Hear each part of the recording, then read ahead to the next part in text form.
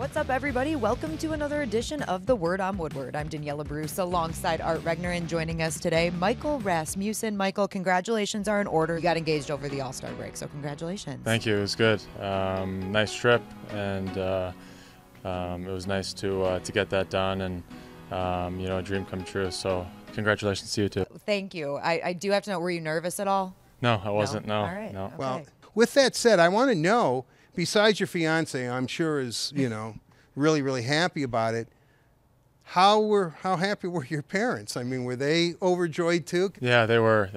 They've been, supportive in everything I've really done in life. So they're really happy, and it was nice. I could share with my dad in person when he was here on the dad's trip, and he was really happy and just really excited, and I was happy I could share it with him when I was with him. All right, so it's been a big year for you personally and hockey-wise too. Every Red Wings fan can see it. Your game has really improved this year. It feels like you've taken some huge steps forward. From your perspective, what are those steps? I think just overall consistency. I think areas of my game have improved, and then just being consistent in those. I think I've worked real hard to be a better skater, to be stronger on the puck, play solid defensively, and just kind of have an overall game and play consistent every night. And that, I think, has been the biggest thing, just carrying it from night to night and game to game. So just kind of try to stay consistent with it. Michael, I want to take you back to Chicago, 2017. You're drafted. You're the number 1, 9th pick overall, Red Wing pick. Everybody else is partying. You're sitting there eating ice cream. And I'm looking, and you're like taking the whole thing in. I mean, this was guys from all over, that you were going to be playing against. Maybe some of them were your teammates, whatever. And I think about that picture a lot. How have you grown on and off the ice? I mean, from that moment where you probably have every dream and aspiration that a young person should have, and now here you are, a full-grown man. Yeah, I think I've grown a lot. I think that part of it was definitely, family oriented and, nice to share with family and friends. And I was probably just taking it all in and really appreciating everyone that was there. And I think I've just matured in my game, and especially off the ice, just kind of the ebbs and flows of hockey and life. So just matured overall. I think it's kind of natural, and especially in a job like this, I think it's just kind of comes naturally, and I have good people around me supporting me, and that's about it. Still like ice cream. Did you? And plums, of course. I was going to ask if you remembered what kind of ice cream you were eating. I don't even remember if I was having ice cream there. No, he really was. Trust me. I haven't forgotten. I think it was vanilla, by the way. I'm not surprised he remembers that moment more vividly than you. For some reason, that just doesn't surprise me totally at all. into it, man. Oh, It was of course cool. you were. Of course you were. It was really cool. All right, and I'm sure you've been asked this question probably 100 times too, but we've seen you move from the center position to the wing a little bit, and it feels like now you've really solidified your spot as a winger, at least for this season. But Derek Lalonde has said that he likes the fact that you can move to center when needed. Where would you rather play? Genuinely, wherever I'm needed to help the team. I think, I think the wing frees my game up a little bit to be simple and kind of more north-south, and play a little bit more physical, and get in on the forecheck and create loose pucks and just try to retrieve the puck. So that part of it's been good on the wing. I like the aspect of taking face-offs, with center, but genuinely wherever the team needs me and wherever I'm asked to play, I'll just do my best. Do you feel more comfortable in one rather than the other? Because I know you just said it frees up your game more on the wing. Would you say you're feeling more comfortable there right now? Not necessarily more comfortable. I think it's a little bit, like I said, more simple. Center's a little bit more complex as far as you're basically a third defenseman at times, and there's different assignments for sure. So I think maybe it's a little bit easier to be comfortable on the wing, but I think if I'm asked to play either, I'll just try to find my own comfort zone in that and help best I can. I mean, you're at a point now, though, you could play either position if they ask you to, right? I mean, you know both positions inside and out. Yeah, I think so. I mean, my whole life's pretty much been up the middle, so, pretty natural at that. And, I just try to do my best to just play ultra simple on the wing and, kind of do the little stuff to help my line mates out and kind of get them the puck and I've been playing with some good players that make plays, so just try to get them the puck and go to the open areas.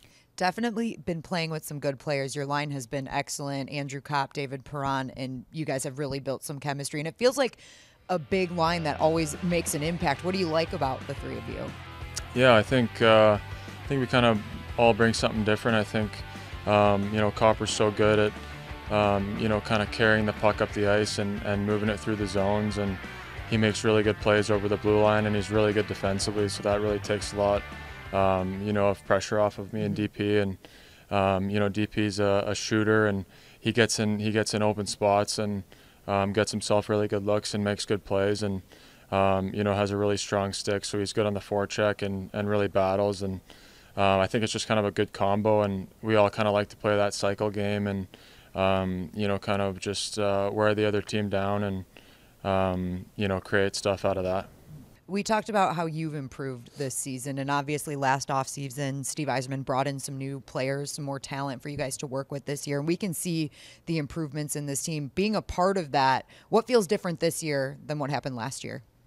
Yeah, I think personnel-wise, for sure, I think we got guys that, not that we haven't had in the past, but the guys we brought in have made playoff runs and have won cups and, kind of know a lot more than some of us who haven't had those experiences. So that's been a big thing, I think, in the room, as far as those guys, what they say to us and how they prepare and act, and they're just good pros. And I just think as a team, I think our team game has gotten a lot better, our systems have gotten a lot better, and I think we'd probably want a little bit more wins than we have at the moment, but the fact that our game's growing and we're in more games and just playing a lot better of a brand of hockey, I think, than we have in the past is really encouraging.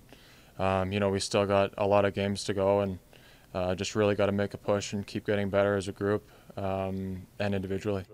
Michael, you've experienced this. You always say it's a business, and the trade deadline's coming up on March 3rd, and you've seen guys you were drafted with and all that come and go, and it's always difficult to say goodbye to somebody, and you have to wish them luck. I understand that, but is there an impact on the room? Is it tangible when you sit in there that people are on edge a little bit because of the deadline? I think for sure. I think anyone would kind of be lying if they said that it wasn't. I think it's a stressful time for people, and you just gotta try to block it out, and it's part of the game, it's part of the business, and I think as long as you're doing the right things on and off the ice, and and playing well and doing your job, I think stuff will fall into place. But I think it's obviously a stressful time for guys around the league, and teams are making moves, so you just gotta block it out best you can, and play the game, because that's what our jobs are. And last question for you, Michael. Obviously, you talked about the mood right now with the trade deadline, but the mood as a whole, obviously every team wants to make the playoffs, and you guys want to start making that run. But even if that doesn't happen this year, how would you describe the mood in the locker room, the relationships that you guys have built, and how strong that is going forward? Yeah, I think it's good. I think it's been a refreshing year in the mood aspect of the team, and I think that's from the coaches to the players to the trainers. I think everyone's done a really good job this year of sticking together, staying positive, and I think if you just do those things and continue to build your game, I think that's a good recipe for a good culture, and that's what we're trying to do here, and I think that's a really important thing. So it's been a really big step for the group in that category for sure. Your hand-eye coordination is amazing. It really is, and I'm just not. I mean, everything I said today, I've told him already. He knows. I mean, but I mean seriously, and I know you worked on it, but is that something that you just stood in front of the net and said, "Wow, I can tip pucks in pretty easily"? Yeah, I've worked pretty hard on it. Yeah. Everything I've said to you, Michael, I've said to you before, but I'm going to keep everybody for an extra 20 minutes. Well, to make I'm sure sorry. that I say it again. I told him it was going to be quick. All right. Well, thank you so much for taking the time, Michael. We appreciate it. Thank you, guys. Appreciate that. Thanks, Michael. And thanks all of you for tuning in to another edition of The Word on Woodward. We'll see you next time.